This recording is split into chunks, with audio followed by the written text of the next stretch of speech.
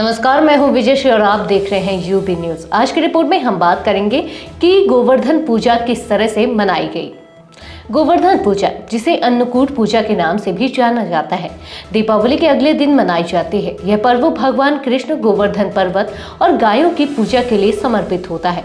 इस साल गोवर्धन पूजा 2 नवंबर 2024 को पूरे देश में धूमधाम से मनाई गई।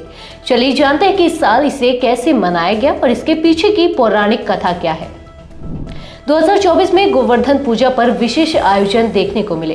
देश भर के मंदिरों में विशेष पूजा अर्चना और अनुष्ठान आयोजित किए गए। सबसे बड़े आयोजन वृंदावन, मथुरा और गोकुल में हुए, जहां भगवान कृष्ण ने गोवर्धन पर्वत को अपनी छोटी अंगुली पर उठाकर गांववासियों की रक्षा की थी। इन पवित्र स्थलों पर भक्तों की भारी भीड़ उमड़ी और हर ओर भक्ति का माहौल बना रहा।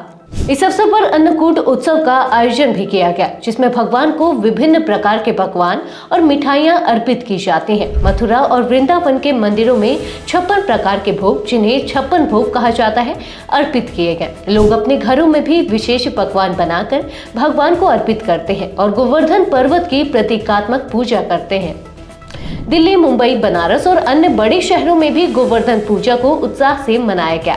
कई स्थानों पर बड़े गोवर्धन पर्वत के प्रतीक के रूप में गोबर से पहाड़ बनाए गए और उन पर दीपक जलाकर पूजा की गई। इस दौरान भक्तजन भगवान कृष्ण और गोवर्धन पर्वत की आरती करते हैं और गीत भजनों के माध्यम से उनकी महिमा का गुणगान करते हैं।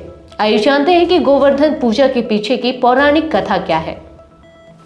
गोवर्धन पूजा का संबंध भगवान कृष्ण से जुड़ी एक प्रसिद्ध पौराणिक कथा से है। मान्यता है कि एक बार इंद्रदेव ने गोकुल वासियों पर क्रोधित होकर भारी वर्षा शुरू कर दी थी। कृष्ण ने गांव वासियों को बचाने के लिए अपनी छोटी अंगुली पर गोवर्धन पर्वत को उठा लिया और सभी को उसके नीचे सुरक्षित स्थान प्रदान किया।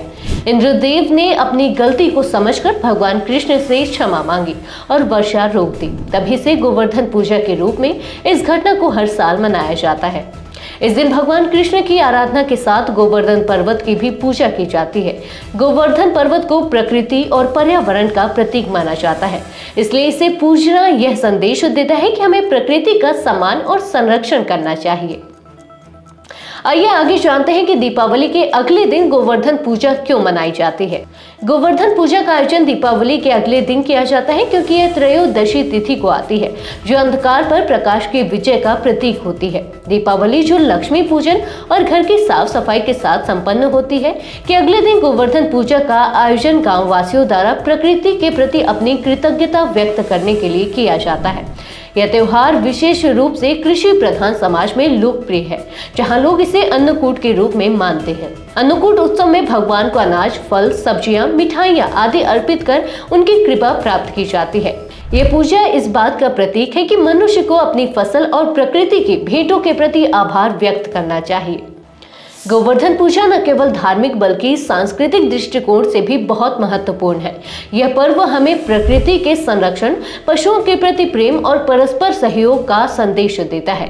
भगवान कृष्ण ने गोवर्धन पर्वत को उठाकर केवल गांव वासियों की रक्षा ही नहीं की, बल्कि यह भी सिखाया कि हमें अपनी शक्ति और साहस का उपयोग दूसरों की भलाई के लिए करना चाहिए।